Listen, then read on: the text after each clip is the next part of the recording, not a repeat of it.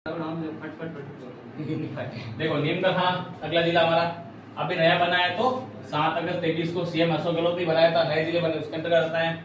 इसको 2 जिलों से झुंझुनू और सीकर 2 जिलों से पूरे करके नया जिला नीम का थाना 2 जिलों को अलग करके ये जिला बनाए गए हैं 2 जिलों से।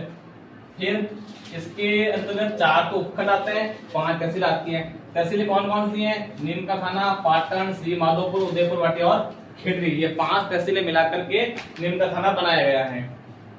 नीम का थाना जिले की उपखंडों की संक्षिप्त परिचय। अब ये तो तहसील आ गई। उपखंड कौन कौन से हैं? पहली है नीम का थाना। नीम का थाना छावनी मुख्यालय, छावनी के नाम, इसका जो मुख्यालय था ना वो छावनी के नाम से जाना जाता था। और छावनी की स्थापना किसने की? तो 1834 में ब्रिटिश और भारतीय सरकार ने मिलकर की थी। फिर छावनी का मूल नाम सवाई रामगढ़ था, जिसको छावनी नाम ब्रिटिश और भारतीय सरकार ने दिया था। फिर श्री माधोपुर 18वीं शताब्दी में जयपुर राजा मानसिंह के दीवान तुलसीराम बोहरा ने इसकी स्थापना की थी। श्री माधोपुर का जो सवाई माधो सिंह के नाम पर श्री माधोपुर नाम रखा गया है। खेतड़ी आजादी के पहले राजा खेत सिंह के नाम निर्माण के नाम पर इसका नाम खेतड़ी पड़ा था। और उदयपुर पार्टी का प्राचीन नाम है वो उदार पट्टिका था हर्ष के अनुसार। भौगोलिक परिदृश्य में पड़ोसी राज्य हरियाणा लगता है और इसके अंदर पड़ोसी जिले 4 लगते हैं: झुंझुनू, सीकर, जयपुर ग्रामीण और कोटपुतली बहरोड। कोटपुतली बहरोड का सवाल दिया था जीके में आएगा ना, कौन सा दिया था बताओ?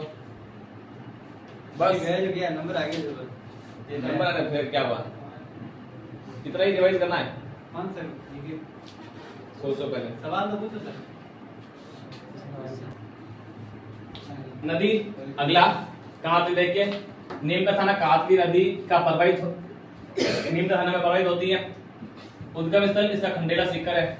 कहां से निकलती है? तो खंडेला की पहाड़ी सीकर से निकलती है। फिर प्रवाहित सतह इसका सीकर से होकर नीम का थाना और फिर झुंझुनू जाती है। तीनों जिलों से बनकर बना है। नीम का थाना किससे बना है? सीकर और झुंझुनू से। यानी पहले सीकर से निकलेगी, नीम का थाना होते थे झुंझुनू तक पहुंचती है। तोरावट तहसील। तो नीम का थाना जिले में कांत नदी का प्रवाहित क्षेत्र है। नीम का थाना जिला में जब आती है ना तो कहां आती है? तोरावट तहसील में आती है। ये राजस्थान में पूर्व आंतरिक प्रवाह की सबसे लंबी आंतरिक रूप से अंदर की ओर बहने वाली आंतरिक प्रवाह क्षेत्र है ये तोरावट तहसील। वहां की सबसे लंबी नदी है 100 किलोमीटर। यानी आंतरिक मेन जगह से मेन मुख्य बीच में सेंटर में से निकलने वाली राजस्थान की है वो 100 किलोमीटर लंबी नदी है ये। अब इसकी पहाड़ियां देखिए कौन कौन सी है? खेतड़ी सिंगाना की पहाड़ियां, बबाई की पहाड़ियां, डाबरा नीम का थाना की पहाड़ियां। ये इसकी प्रमुख पहाड़ियां हैं। इसके प्रमुख बांध अजीत सागर बांध, कोट बांध, सरजू सागर बांध, फाफड़ा बांध और इलाखर बांध इसके प्रमुख बांध हैं। तालाब इसका पन्नासा का तालाब, ककराय का तालाब, 2 तालाब फेमस है यहाँ के। खनिज तांबा, तांबा का निकलता खेतड़ी भी फिक्स याद रखना है, ठीक है? ये अधिकांश पूछते हैं राजस्थान में तांबा का निकलता है खेतड़ी झुंझुनू तब से पढ़ रखा है, लेकिन अब खेतड़ी है वो नीम का थाना में आता है। बनने वालों की ढाणी, कोलिहान, चांदमारी, यहाँ भी तांबा निकलता है लेकिन प्रमुख रूप से खेतड़ी है। लोहा इसमें डाबला और सिंगाना 2 क्षेत्र हैं जहां पर लोहा भी निकलता है खनिज के तौर पर।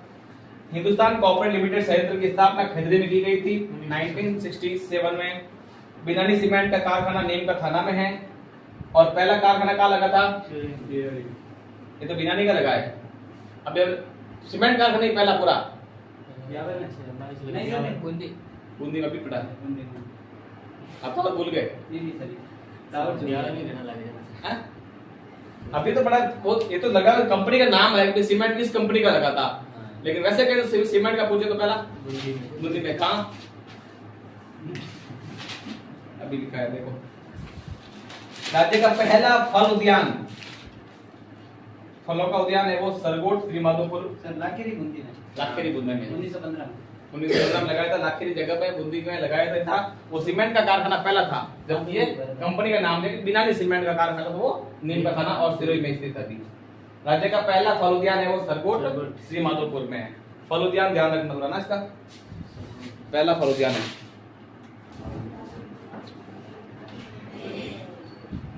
कंजर्वेशन क्षेत्र इसके देखिए पहला है, इसके अंदर 3 कंजर्वेशन क्षेत्र आते हैं।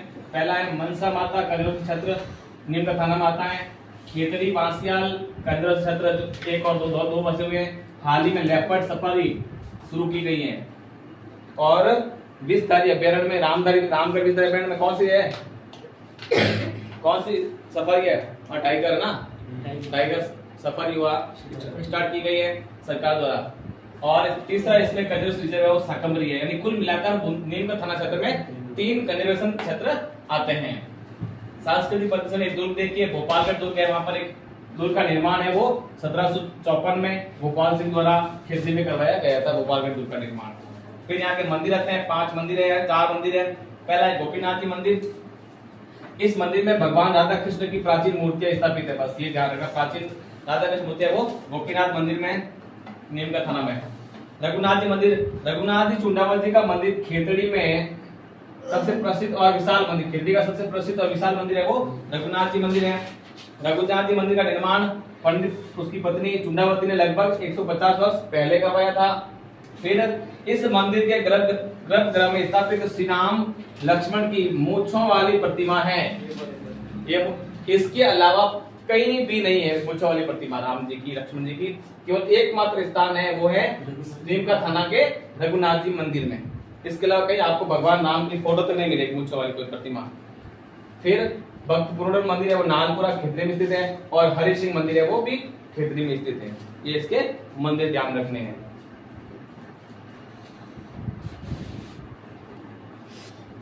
देखो सर, महल यहाँ कौन कौन से हैं? सुख महल खेतरी में स्थित है, दीवान खाना महल खेतरी में स्थित है, कृष्ण रामकृष्ण मिशन खेतरी में है, और संत रामेश्वर दास की तपोभूमि बसई गांव खेतरी में। मैं पूरे नीमगढ़ थाने में खेतरी बहुत फेमस, खेतरी यहाँ हवेली और छतिया कौन कौन से देखिए, पंसारी की हवेली एक श्री माधोपुर में स्थित है, और एक जोगीदास की छतरी है जो उदयपुर वाटी में है, और भित्ती चित्रण तो फेमस है। फिर आता है यहाँ स्वामी विवेकानंद संग्रहालय, याद रखना अभी भी बना है, लेटेस्ट है, 2011 में बना है जी, 4 अक्टूबर 2011 को खेतरी में बनाया गया है स्वामी विवेकानंद के नाम पर। लोहारगल तीर्थ, सूर्यकुंड लोहारगल तीर्थ उदयपुर वाटी में स्थित है, और लोहारगल की पहाड़ियों में स्थित है, जिसका अर्थ होता है जहां लोहा गल जाए वो लोहारगल तीर्थ है। इतना पवित्र जगह है कि लोहा भी एक बार तो गल जाता है, इंसान क्या चीज है। फिर ये राजस्थान में पुष्कर के बाद दूसरा सबसे बड़ा तीर्थ है। पहला तो हमारा राजस्थान पुष्कर माना जाता है, उसके बाद इसे शेखावटी का हरिद्वार कहा जाता है। इंपोर्टेंट क्वेश्चन ध्यान रखना, शेखावटी का हरिद्वार लोहारगल तीर्थ। लोहारगल में बाबा मालकेतु की 24 कोसी परिक्रमा प्रसिद्ध है, और यहाँ पर टपकेश्वर, बालेश्वर, बगेश्वर तीर्थ स्थल भी नीमगढ़ थाने में, और ऐसे तीर्थ स्थल नाम और है। फिर ऐतिहासिक घटना में सभ्यता, पहली है गणेश्वर सभ्यता, ताम्रयुगीन संस्कृति केंद्रों में से एक स्थल जो प्राचीन स्थल नाम है ये। यहाँ पर जो उत्खनन कार्य हुआ था, खोदने का, खुदाई का, वो रतन चंद्र अग्रवाल के निर्देशन में हुआ था। ताम्रयुगीन सभ्यताओं की जर्नी कहा जाता है इसे, ये भी याद रखेंगे। ताम्रयुगीन सभ्यताओं की जर्नी कौन से? तो गणेश्वर सभ्यता, ये इसमें ध्यान रखने लायक बात, याद रखना पूरा। चलिए आगे।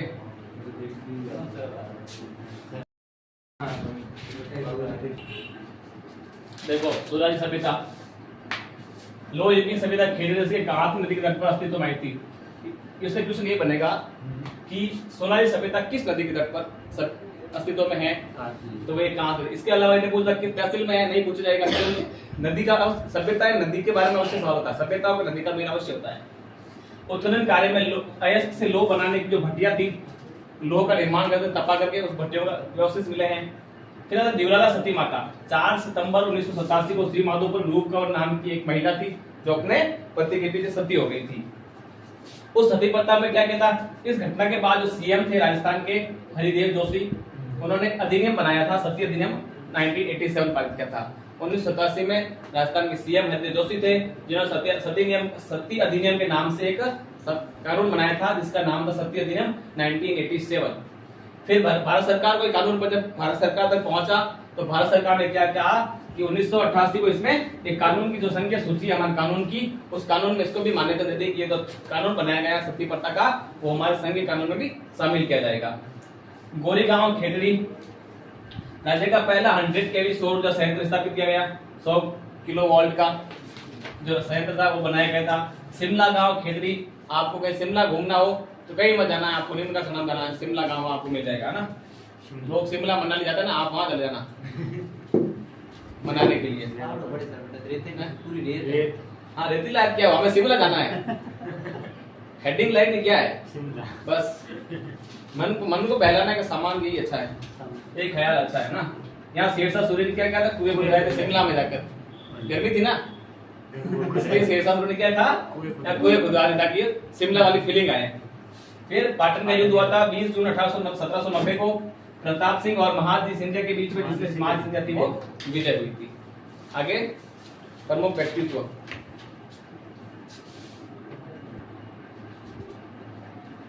देखो नीम का थाना के प्रमुख व्यक्तित्व, पहला है रामनारायण चौधरी, जन्म इनका हुआ था 1896 में, नीम के थाना में हुआ था। बेगू किसान आंदोलन का नेतृत्व करता, बेगू किसान आंदोलन की लीडरशिप की थी वो रामनारायण चौधरी ने की थी। 1932 में हरिजन सेवक संघ की स्थापना की और राजपूत शाखा का कार्यभार संभाला था। अब राजपूताना शाखा चलती थी, उसमें अपना जो काम करने का जो उन्होंने काम है 1932 में शुरू किया था, और हरिजन सेवक संघ की स्थापना भी इन्होंने 1932 में की थी। और संस्थापक थे नया राजस्थान, एक समाचार पत्र चलाया था इन्होंने, नया राजस्थान नाम से समाचार पत्र चलाया था, उसके संस्थापक थे वो रामनारायण चौधरी थे, ये याद रखना, अखबार वाला समाचार पत्र कैसे चलाया था, नया राजस्थान आसक्त वैकेशन। कैप्टन दुर्गा प्रसाद 1906 में जन्म हुआ, नीम का थाना में हुआ था। उपनाम कप्तान, कप्तान के नाम से कौन से जाने जाते हैं, कौन से व्यक्ति, कप्तान दुर्गा प्रसाद जाने जाते हैं, जो नीम का थाना से संबंधित हैं। दीन बंधु चौधरी के सहयोग से अजमेर में दैनिक नवज्योति समाचार पत्र है ना 1936 में संपर्कासन किया था इन्होंने, दुर्गा प्रसाद ने 1936 में किया था। पंडित जाबरवल शर्मा पत्रकारिता का भीष्म पितामह, ये याद रखना, प्रश्न पत्रकारिता का भीष्म पितामह कहा जाता है। इन्होंने सबसे लंबे टाइम तक इन्होंने प्रश्न जो है पत्रकारिता की थी। फिर इन्हें सम्मान में पद्म भूषण दिया गया। इनकी पुस्तक है सीकर का इतिहास, खेतरी का इतिहास, खेतरी नरेश और विवेकानंद, इनकी पुस्तकें थी। और जो लास्ट पुस्तक इन्होंने लिखी थी नेहरू वंशावली और राजस्थानी, पूरी एक ही नाम है, अलग नहीं है ना, पुस्तक का नाम यही है नेहरू वंशावली और राजस्थान, अंतिम पुस्तक के रूप में इन्होंने ये लिखी थी। चलिए आगे,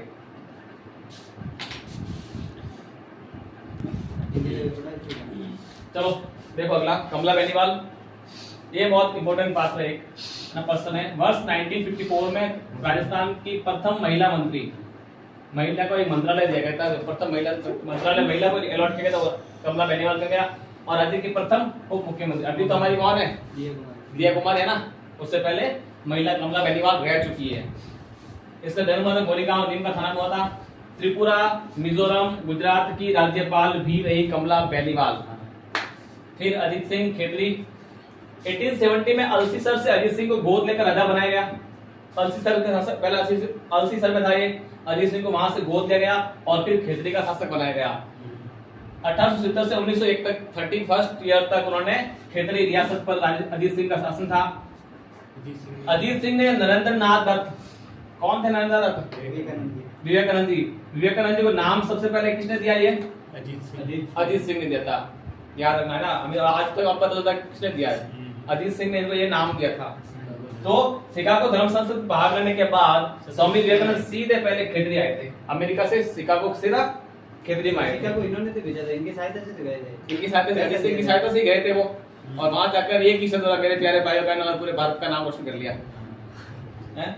कितने एक बहुत बड़े पर्सन है। नीम का थाना के प्रथम कलेक्टर श्रुति भारद्वाज, अधिकांश देख लो लड़कियां कलेक्टर है, अधिकांश जो नई दिल्ली सब में लड़कियां कलेक्टर है। बिल्कुल आप भी बन सकते हो,